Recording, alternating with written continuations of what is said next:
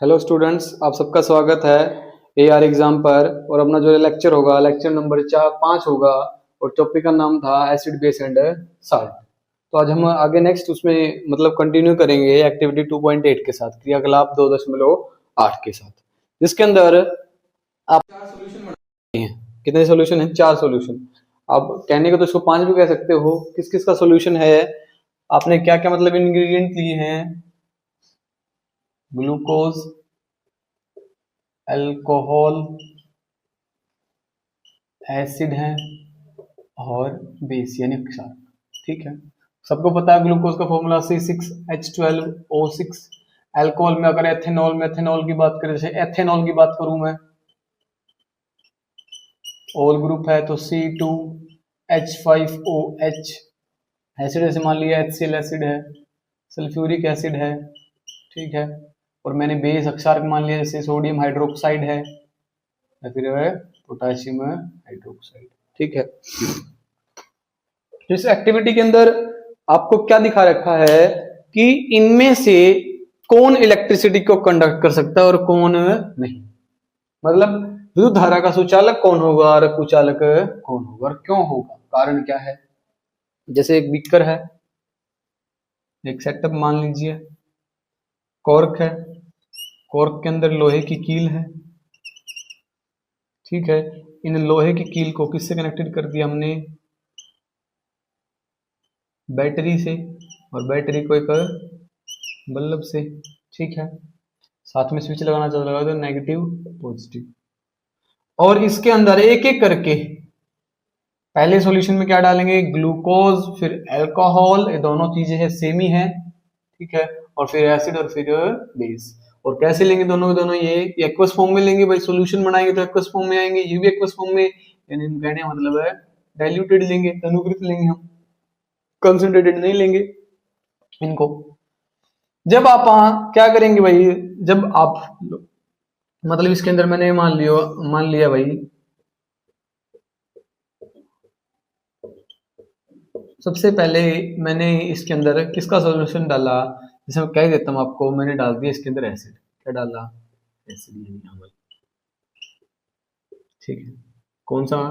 Diluted sulphuric acid डाल दिया, sorry hydrochloric acid, या सल्फ्यूरिक मान लीजिए, सल्फ्यूरिक भी ले सकते हो आप, ठीक है। डाल दिया अम्ल। तो अब क्या देखना हमको देखना है कि डज इट कंडक्ट इलेक्ट्रिसिटी। क्या यह विद्युत का सुचालक होगा? क्या विद्युत को मतलब अपने अंदर से गुजरने देगा?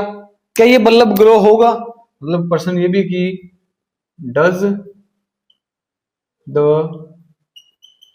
बल्ब कैन ग्लो या ग्लो। तो दोनों के आंसर जानने के लिए आप सबको पता है कि जब भी आप एसिड को मतलब डाइल्यूट करेंगे तो वो किस में टूटेगा? आयन में टूटेगा। और हमको जब भी ये एक्वस बनाओगे एसिड को, ठीक है, तो ये किस में टूटेगा? H पॉजिटिव आयन और Cl negative. H positive ion, तो किस में टूटा ये? आयन में। किस में टूटता है? आयन में। और इसी आयन में टूटने के कारण क्या करेगा? बल्ब ग्लो करना शुरू कर देगा। और इलेक्ट्रिसिटी मतलब कहने मतलब इलेक्ट्रिसिटी क्या करेगा ये? यस, यह विद्युत धारा को अपने अंदर से सुचालित करेगा। कौन? एसिड। कारण? आयन में टूटने के कारण, due to the reason break down into ions. और यही चीज किसके साथ होगी? सेम है आपका बेस यानी क्षारक। Na positive, OH negative, OH negative, positive, negative positive, ion में टूटने के कारण। यानी जो कंपाउंड आयन में टूटेगा, आप प्रॉपर्टी जब पढ़ेंगे ना आयनिक कंपाउंड की, तो उसके अंदर हम डिस्कस करेंगे, ठीक है। तो जब भी आयन आपका आयनिक मतलब आयन में टूटेगा, कैटायन और एनायन में, वो हमेशा क्या होगा? गुड कंडक्टर ऑफ इलेक्ट्रिसिटी, विद्युत धारा का सुचालक होगा। ध्यान रखना है बात। तो अब बात कर लेते हैं ग्लूकोज की और अल्कोहल की। अगर आप फॉर्मूले के अंदर देखोगे ग्लूकोज और अल्कोहल, तो इनके अंदर क्या बेसिकली कार्बन है। और जिसके अंदर कार्बन है वो कभी भी आयनिक कंपाउंड नहीं बनाएगा। अगर वो आयनिक कंपाउंड नहीं बनाएगा तो कौन सा कंपाउंड बनाएगा या बॉन्ड बनाएगा? तो ग्लूकोज हो या अल्कोहल हो, आपका आयनिक कंपाउंड तो नहीं बना सकता क्योंकि कार्बन है, और सबको पता है जब आप चैप्टर में डिस्कस करेंगे कार्बन एंड इट्स कंपाउंड तो उसके अंदर हम बात करेंगे क्या कि कार्बन हमेशा कैसा बॉन्ड बनाता है, कोवलेंट बॉन्ड। अगर मैं हिंदी में बात करूं तो कैसा बंध बनाता है, सह संयोजी आबंध बनाता है। ठीक है, कैसा बंध बनाएगा, कोवलेंट बॉन्ड। और कोवलेंट बॉन्ड हमेशा किसके बीच में बनता है, कार्बन कार्बन के बीच में, कार्बन के कारण। जो कार्बन में बॉन्ड बनेगा ना, इसे डिस्कस करेंगे हम 4th चैप्टर में। और ध्यान रखना, तो बताओ जब आप ग्लूकोज और अल्कोहल डालोगे क्या बल्लभ ग्लो करेगा, जब ग्लूकोज और अल्कोहल बल्लभ, क्या इसमें बल्लभ को जो बल्लभ होगा क्या वो ग्लो करेगा, बात नहीं आई अब। तो ध्यान रखना, क्या बात ध्यान रखोगे कि कोवलेंट बॉन्ड क्या होते हैं, इंसुलेटर। इसके इंसुलेटर इलेक्ट्रिक करंट यानी विद्युत धारा के, इलेक्ट्रिसिटी के, तो अपने अंदर से इलेक्ट्रिसिटी को नहीं गुजरने देते। कुचालक होते हैं विद्युत धारा के, अगर ये कुचालक हो गए तो बल्लभ ग्लो नो नहीं करेगा। समझ में आई बात। और ये क्योंकि आयन में टूटा यानी आयनिक कंपाउंड था। आप ये भी तो बोल सकते हैं ना ये आयनिक कंपाउंड है, आयनिक यौगिक है, और ये सहसंयोजी तो जब प्रॉपर्टी में जब डिफरेंस की बात करेंगे ना साथ में, give difference between ionic compound and covalent compound, ionic यौगिक और सहसंयोजी आबंध में अंतर लिखिए, तो उनमें से एक अंतर ये भी आएगा कि कंडक्टर होते हैं इलेक्ट्रिसिटी की, ये क्या होते हैं, इंसुलेटर। समझ में एक्टिविटी, ये सही एक्टिविटी के अंदर मतलब ग्लूकोज अल्कोहल एसिड और बेस, मतलब आखिर में जब पढ़ोगे ना एक्टिविटी के नीचे तो बेस के लिए सिमिलर आएगी ये चीजें, जो किसके लिए आई थी, एसिड अम्लों के लिए, जो क्षार में आएगी। ठीक है, ये था इस एक्टिविटी के अंदर। आगे मैं अगर मैं बात करूं तो हमने डिस्कस भी किया था, जब भी मैं मतलब, और एक्टिविटी कौन सी थी आपकी 2.8, तो हमने यहां से एक बात पकड़ ली, क्या बात पकड़ ली कि भाई जब भी आप एसिड को डाल रहे हैं ना वाटर में,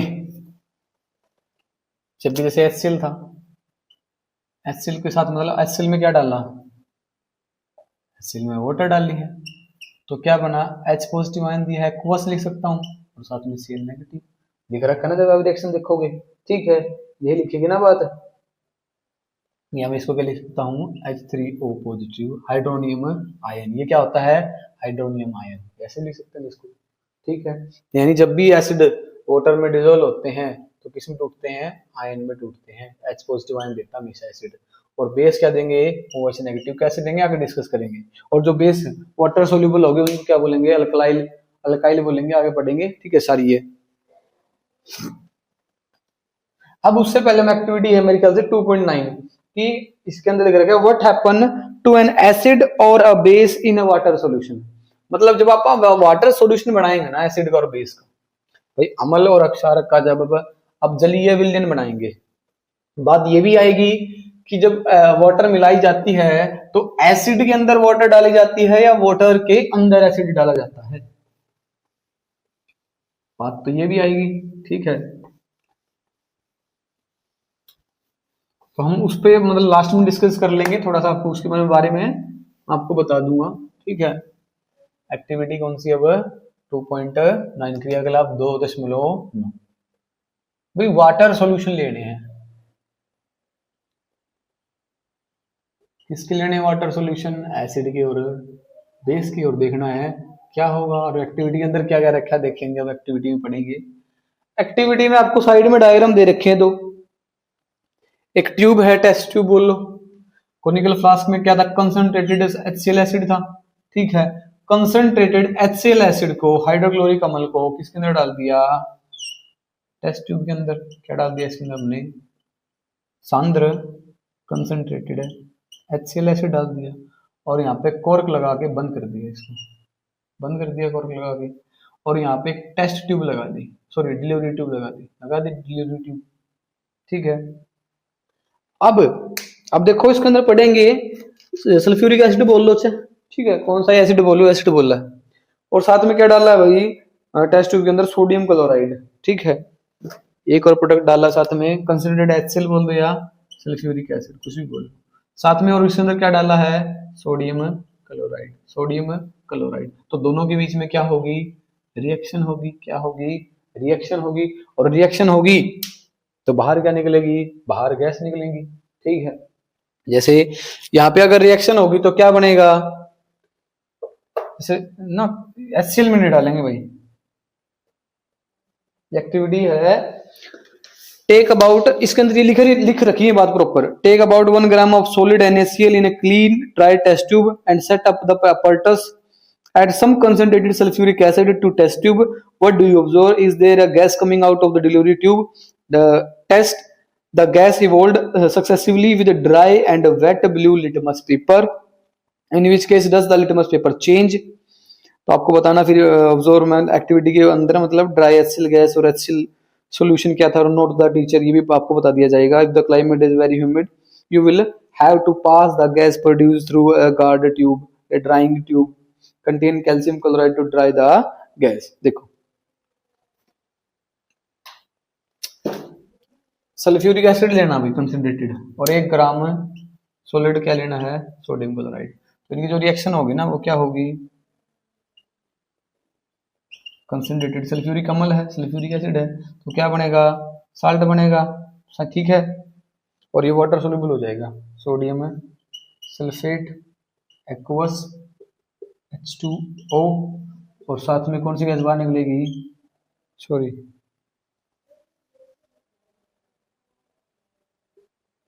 हाइड्रोक्लोरिक गैस, ये गैस बाहर निकलेगी। कौन सी गैस बाहर निकलेगी, HCl गैस बाहर निकलेगी। ठीक है, समझ में आई बात है, क्या बाहर निकलेगी, गैस। तो इस डिलीवरी ट्यूब के अंदर अगर मैं बात करूं,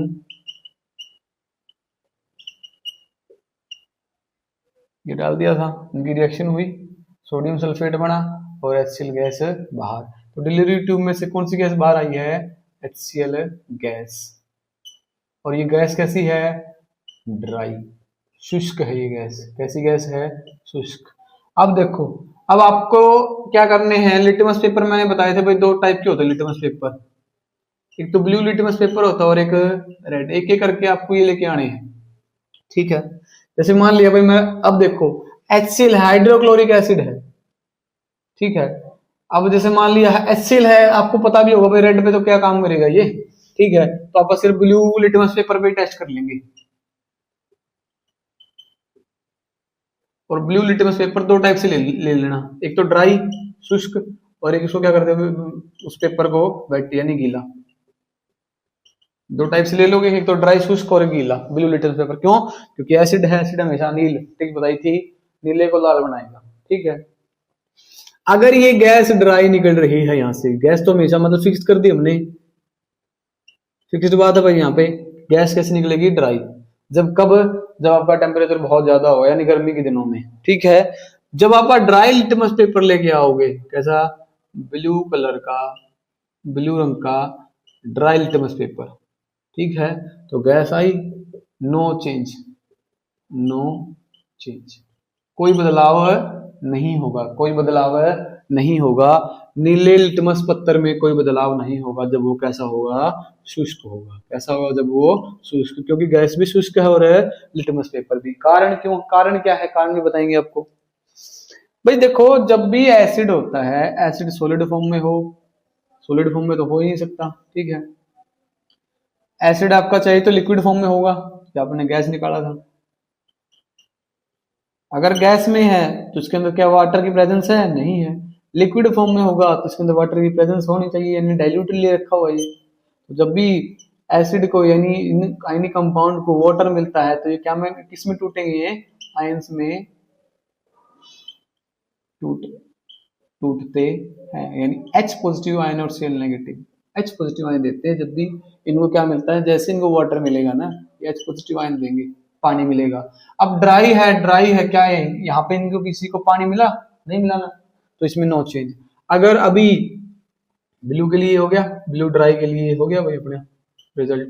अगर यही लिटमस पेपर कैसा हो, वेट ब्लू लिटमस पेपर, जैसे ही गीला लिटमस पेपर से टकराएगी ड्राई गैस, तो इसका जो कलर है वो कलर किसमें कन्वर्ट हो जाएगा, रेड कलर देगा, लाल रंग देगा आपको। क्यों, क्योंकि H पॉजिटिव आयन दिया, और H पॉजिटिव आयन कब दिया, प्रेजेंस ऑफ, किसके कारण दिया H पॉजिटिव आयन है, प्रेजेंस ऑफ वाटर, जल की जल की उपस्थिति के कारण क्या हुआ, H पॉजिटिव आयन मिला आपको, जिसके कारण ये नीला लिटमस पेपर किस में कन्वर्ट हो गया, आपका रेड कलर में। समझ में आए थे ना।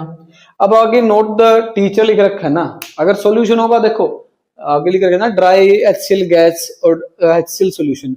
ड्राई HCl गैस तो आपको देगी नहीं आए, ठीक है, लेकिन जैसे ही आप सॉल्यूशन लो, अगर सॉल्यूशन में अगर ड्राई लिटमस पेपर भी डिप करोगे ना तो आपका कलर कैसा हो जाएगा, रेड। क्यों, सॉल्यूशन है, और सॉल्यूशन किससे बनेगा, वाटर से, ठीक है। अब नोट लिख रखा है टीचर के लिए, नोट फॉर टीचर, अगर मान लीजिए भाई मौसम बारिश, रेनी डे है, यानी बारिश होने लग रही है, तो उस टाइम पे जो एटमॉस्फेयर की जो एयर है उसके अंदर किसकी जो वैल्यू है बढ़ जाएगी, ह्यूमिडिटी बढ़ जाएगी, आर्द्रता, ठीक है, यानी एयर में वाटर की क्वांटिटी बढ़ गई, ह्यूमिडिटी ज्यादा है। अगर ह्यूमिडिटी ज्यादा है तो यहाँ से जो ड्राई HCl गैस बाहर आने लग रही थी वो किसके कांटेक्ट में आएगी, एयर की। अगर एयर ड्राई थी तो ड्राई गैस बाहर निकली, क्योंकि देखो टेस्ट डिलीवरी ट्यूब में से तो ड्राई आई गैस, नो डाउट। गैस कैसी आई है, डिलीवरी ट्यूब में पूछे तो ड्राई गैस आई है, कोई इसमें डाउट की बात नहीं है। लेकिन अगर मौसम ह्यूमिड होगा, आर्द्र होगा, यानी वायु में नमी होगी, तो जैसे ही इस ट्यूब से बाहर ये HCl गैस आएगी तो ये किसके कांटेक्ट में आएगी, वाटर के। अगर ये वाटर के कांटेक्ट में आई तो आप चाहे ड्राई लिटमस पेपर ले आओ या वेट लिटमस पेपर ले आओ ब्लू, ठीक है, फिर भी वो हमें हमेशा कौन सा रंग देगी, रेड ही देगी, यानी अपना एक्सपेरिमेंट क्या हो जाएगा फिर, फेल। कारण, कारण मतलब एक्स्ट्रा एनवायरमेंटल फैक्टर है। एनवायरमेंटल फैक्टर क्या है, ह्यूमिडिटी। ह्यूमिडिटी क्या है, ज्यादा है अगर एयर में, तो आपका एक्सपेरिमेंट क्या हो जाता है, फेल। तो इस केस के अंदर, यानी अगर मान ले ऐसे नहीं था, जैसे मान लेते हैं भाई, मान ले अगर गैस बाहर आने लग रही है, अगर हम कह दें भाई जो लिटमस पेपर इसके बिल्कुल पास में ले आए, तब तो आपका पॉसिबल है।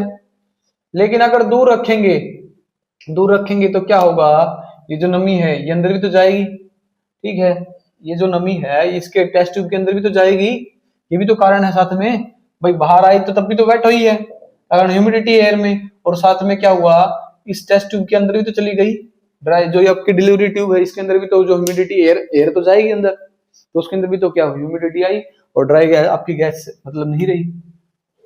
तो भाई ध्यान रखना, ये मैं गलती बता दिया, ट्यूब के अंदर भी आपकी ड्राई गैस नहीं रहेगी, वेट हो जाएगी ट्यूब के अंदर भी, टेस्ट ट्यूब डिलीवरी ट्यूब के अंदर भी वेट होगी, कारण एयर तो जाएगी उसके अंदर भी, ठीक है, तो वेट होगी भैया गैस, ठीक है, तो आपका एक्सपेरिमेंट क्या हो जाएगा, फिर फेल। तो उस केस में ये जो डिलीवरी ट्यूब है, अगर मौसम बहुत ही ज्यादा ह्यूमिड है तो उस केस में आपको अगर ये एक्सपेरिमेंट सफल बनाना है, यानी सक्सेसफुली इस एक्सपेरिमेंट को करना है, तो उस केस में क्या करो, उस केस में आपको स्पेशल डिलीवरी ट्यूब यूज करनी पड़ेगी, ठीक है, जिसका नाम है गार्ड ट्यूब। गार्ड मतलब सुरक्षा दे, किससे सुरक्षा मतलब मिलनी चाहिए इसको, इसके अंदर क्या कौन सी गैस जाने लग रही है, HCl गैस जाने लग रही थी, किससे सुरक्षा चाहिए, ह्यूमिड, मौसम में नमी ज्यादा है ना, नमी किसमें, एयर में ज्यादा, ह्यूमिड, ठीक है, वायु में। तो गार्ड ट्यूब के अंदर स्पेशल क्या चीज होती है, इसके अंदर होता है कैल्शियम क्लोराइड। क्या होता है, कैल्शियम क्लोराइड, CaCl2, ठीक है। ये क्या करेगा, यहाँ पे ऐसे लगा होता है ये कैल्शियम क्लोराइड इसके अंदर, गार्ड ट्यूब के अंदर। ये क्या करेगा, जैसे ही अगर ह्यूमिड एयर आई तो उस एयर में से सारी की सारी नमी को क्या कर लेता है, कैल्शियम अब्जॉर्ब कर लेता है। क्या कर लेता है, कैल्शियम अब्जॉर्ब कर लेता है, अवशोषित कर लेता है, जिसके कारण अपनी जो गैस बाहर निकलेगी वो कैसी रहेगी, ड्राई HCl गैस, और फिर अपना एक्सपेरिमेंट क्या हो जाएगा, सक्सेसफुली डन होगा। क्लियर, इतनी बात समझ में आई भाई। क्या था एक्सपेरिमेंट के अंदर, आपने सोडियम क्लोराइड की रिएक्शन करवाई सल्फ्यूरिक एसिड के साथ, H2SO4 के साथ, तो सोडियम सल्फेट बना और साथ में HCl गैस बाहर निकली, ठीक है। फिर आप लिटमस पेपर लेके आए, क्या अनुसार, कौन से रंग का, नीले रंग का, एक बारी गीला वेट और एक बारी ड्राई, ठीक है। ड्राई के अंदर नो रिजल्ट, क्योंकि ड्राई गैस है और ड्राई लिटमस पेपर है। लेकिन जैसे आप wet litmus paper, blue litmus paper लेके आएंगे, जैसे ही ड्राई गैस आई, वेट था यानी सॉल्यूशन बना, यानी उसको वाटर मिली, और वाटर मिली तो आयन में टूटा, जिसके कारण उसका कलर चेंज हो गया, कैसा मिल गया आपको, रेड मिल गया। इतनी बात समझ में आई। लेकिन बाई चांस अगर मौसम कैसा है, ह्यूमिड है, एयर के अंदर ह्यूमिडिटी ज्यादा है, तब आपकी गार्ड मतलब जो नॉर्मल डिलीवरी ट्यूब है वो काम नहीं देगी, एक्सपेरिमेंट क्या हो जाएगा, फेल हो जाएगा। इसलिए उसको बदलकर हमें हमें कौन सी ट्यूब यूज करनी है, गार्ड ट्यूब यूज करनी है डिलीवरी ट्यूब के रूप में। गार्ड ट्यूब के अंदर ऐसा क्या स्पेशल होता है, क्या किसका लेप लगा होता है, पेस्ट लगा होता है उसके अंदर, कैल्शियम क्लोराइड का, CaCl2 का, जो किसको ऑब्जर्व कर लेता है एयर में से सारी की सारी नमी को, ह्यूमिडिटी को, और अपना एक्सपेरिमेंट क्या हो जाता है, सक्सेसफुली डन।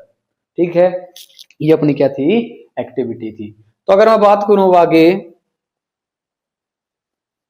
कि भाई वाटर देखो कितना मतलब महत्व है किसके लिए, एसिड के लिए, तो क्या ये बेस के लिए भी इतना ही महत्व रखता होगा वाटर जितना आपका बेस के लिए है? बिल्कुल रखेगा, क्योंकि बेस हो या एसिड हो, अम्ल हो या अक्षारक हो, दोनों के लिए जल बहुत ही ज्यादा जरूरी है। क्यों? क्योंकि आयन में टूटना दोनों को है। किस आयन में, अगर एसिड होगा, अम्ल होगा तो H पॉजिटिव आयन, और बेस होगा तो आपका OH नेगेटिव आयन, दोनों के दोनों मतलब आयन में टूटना बहुत ही जरूरी है। ठीक है, तो हम आपको अब कुछ ऐसी मेटल हैं जो वाटर सोल्यूबल होगी। ठीक है,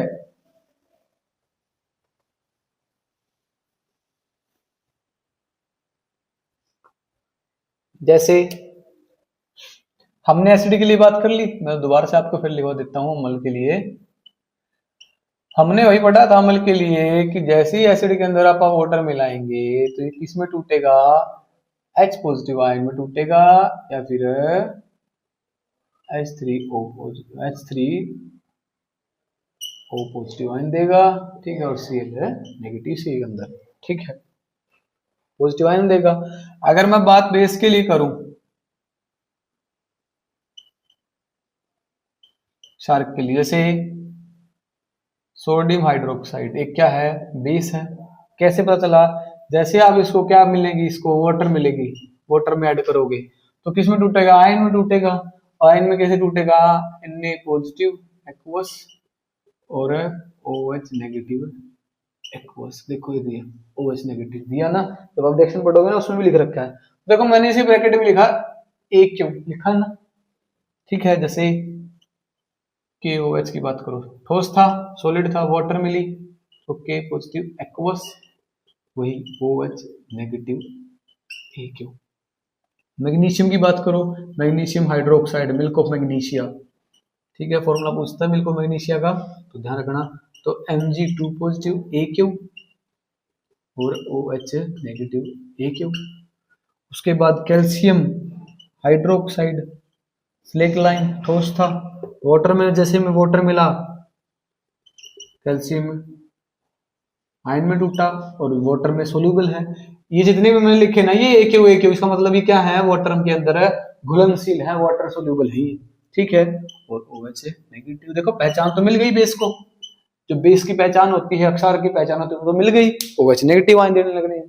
ठीक है, और साथ में ये जो आपके साल्ट के अंदर ये जो चीजें प्रेजेंट थी, metal, sodium, potassium, magnesium, calcium metal, ये सारे की सारी वाटर सोल्यूबल मेटल होती है, ध्यान रखना। ठीक है, और जो बेस वाटर सोल्यूबल होता है उसको क्या बोलते हैं, जो मेटल, यहीं पे बता देता हूं, जो मेटल पानी के अंदर सोल्यूबल होगी उसको बोलेंगे अल्काइल मेटल्स, अक्षारी धातु, क्षारीय धातु। तो ध्यान रखना ये कौन कौन सी होती हैं, सोडियम, पोटेशियम, मैग्नीशियम, कैल्शियम। और जो बेस आपके पानी के अंदर सोल्यूबल होंगे उनको बोलेंगे अल्काइल बेस। क्या बोलेंगे, अल्काइल बेस, क्षारीय। ठीक है, क्षारीय बोल देंगे इसको सिर्फ, समझ में आ गया। तो कौन कौन से बेस आपके वाटर सोल्यूबल, ध्यान रखना, sodium hydroxide, potassium hydroxide, magnesium hydroxide, calcium hydroxide, ये सारे आपके क्या है, वाटर सोल्यूबल है।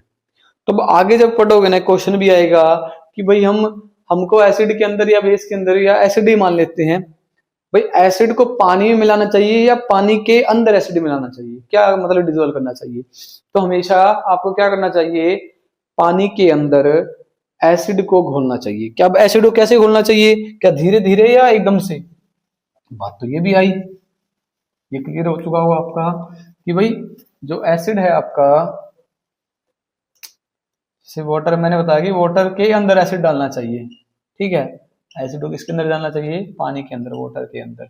क्या एकदम से डाल देना चाहिए या धीरे धीरे, ध्यान रखना, स्लोली स्लोली, धीरे धीरे डालना है। क्यों डालना धीरे धीरे, क्योंकि अगर एकदम डालोगे तो जब भी एसिड डाला तो एक्सोथर्मिक रिएक्शन होगी भाई। एक्सोथर्मिक जिसमें क्या निकलेगी बाहर, हीट बाहर निकलती है जिसमें, ठीक है। और हीट बाहर निकलेगी तो क्या होगा, एकदम से ब्लास्ट होगा। इसलिए इसको अवॉइड करने के लिए आप एसिड के अंदर डालोगे ना वाटर तो एकदम से ब्लास्ट होगा। इस चीज को अवॉइड करने के लिए आपको धीरे धीरे एसिड को वाटर के अंदर डालना चाहिए। और इसी को बोलते हैं, जब आप वाटर के अंदर एसिड को डालेंगे, यानी कि एसिड का क्या करने लगे आप, वीक करने लगे, तो इसको बोलते हैं डाइल्यूशन। क्या बोलते हैं, डाइल्यूशन, तनुकृत, तनुकृत करना या तनुकरण, ठीक है। ये था डाइल्यूशन। डाइल्यूट एसिड पढ़े थे ना, इस प्रकार से करते हैं, ठीक है।